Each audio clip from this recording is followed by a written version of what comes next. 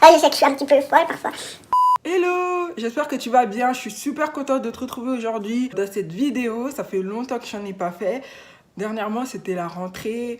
J'espère que ça s'est bien passé pour toi, que ce soit pour le travail, l'école et aussi si tu es parent pour tes enfants.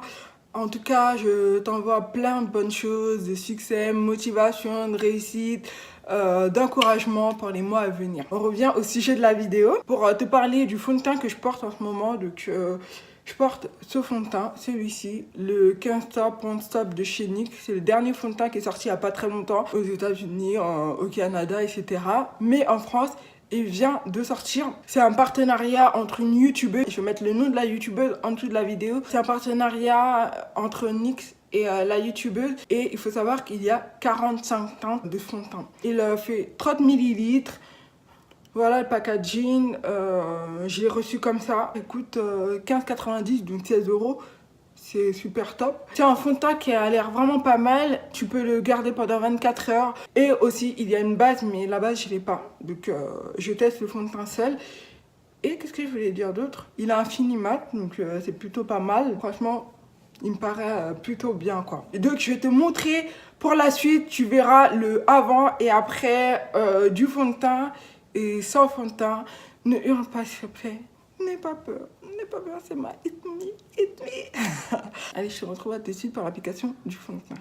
Bon, ne sois pas effrayé par mon teint, là il est carrément horrible, j'ai plein d'imperfections partout. En même temps, je dirais tant mieux, comme ça on verra la qualité de couvrance du fond de teint. On passe aux choses sérieuses, je te remontre le fond de teint qui est le Can't Stop Won't Stop.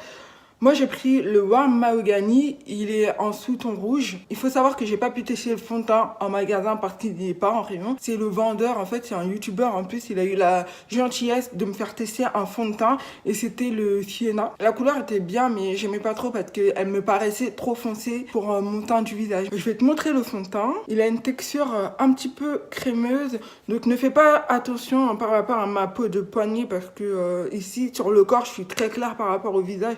Donc tu auras peut-être l'impression que c'est trop foncé, mais je pense que ça va plutôt, ça correspond plutôt bien à ma carnation, quoi. Le contenu du fond de teint est de 30 ml, il a une bonne couvrance, donc il est full cover et infini mat.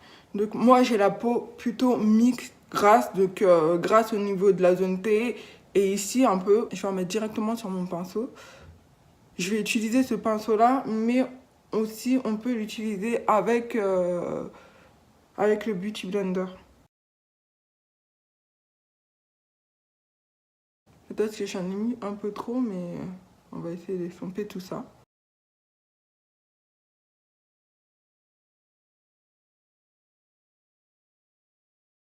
Alors, au niveau de la couvrance, elle est pas là. Peut-être que j'en ai pas mis assez, justement, donc je vais en appliquer encore.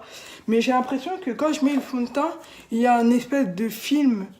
Enfin, comme si j'ai mis une poudre. Je vais en mettre dans certaines zones parce que je vois que j'en ai pas assez mis ici.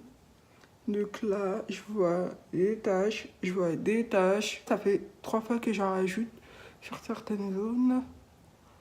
Voilà, j'ai terminé avec l'application du fond de teint. Je trouve qu'il est plutôt couvrant et j'aimerais insister sur le fait qu'il a un fini mat parce que quand tu regardes, on dirait que j'ai mis une poudre après le fond de teint, alors que pas du tout. J'ai juste mis le fond de teint. J'ai pas l'impression d'avoir une tonne de fond de teint sur la peau. Comme tu l'as vu, j'ai appliqué plusieurs fois du fond de teint sur mes taches. Là, ça couvre plutôt bien. Et ce que j'aimerais dire aussi, c'est que je trouve que le fond de teint est quand même un petit peu foncé par rapport à mon cou. Peut-être que j'aurais pas dû prendre un sous-ton rouge, mais plutôt un sous-ton jaune. Voilà. Et donc, tant pis, hein, quand il sera en magasin, de toute façon, j'irai tester, j'irai voir, etc. pour voir ce qui va le mieux à mon teint. Mais j'ai bien fait quand même de ne pas prendre le sienna, sinon j'aurais eu un teint gris. Donc voilà, je vais aller terminer mon make-up hors caméra. Je vais mettre le full cover au niveau de mes cernes. Je vais le faire devant la caméra, comme ça, tu vas pas avoir de doute, tu vois.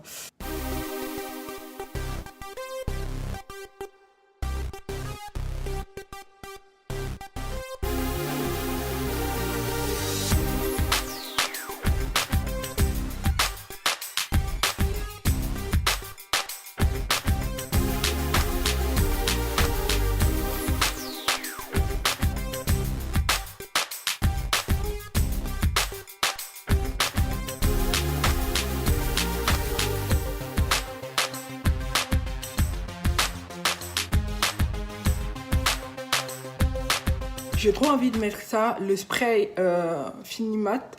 Mais bon, comme le fond de teint est un Finimat, je vais pas toucher à ça. C'est plus pour les yeux, mais bon, tant pis. Je vais essayer de revenir après pour te montrer comment le fond de teint a tenu. Pour voir si il brille pas trop ou si s'il y a pas trop de rides ou des trucs comme ça. Dis-moi en commentaire ce que t'en penses, si tu trouves qu'il match ou pas du tout. Mais moi, en termes de teint, la couvrance, elle est parfaite. Oula. En termes de teint, la couvrance, elle est parfaite. Elle est top.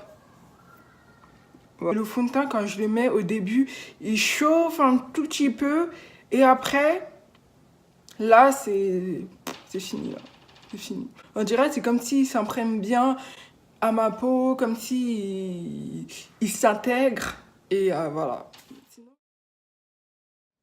Je reviens pour un petit compte rendu. Là, il est quelle heure? Il est 19h10. Je me souviens, j'ai fait le make-up vers midi. Donc je ne l'ai pas gardé longtemps, je ne l'ai pas gardé tout 24 heures, hein, honnêtement.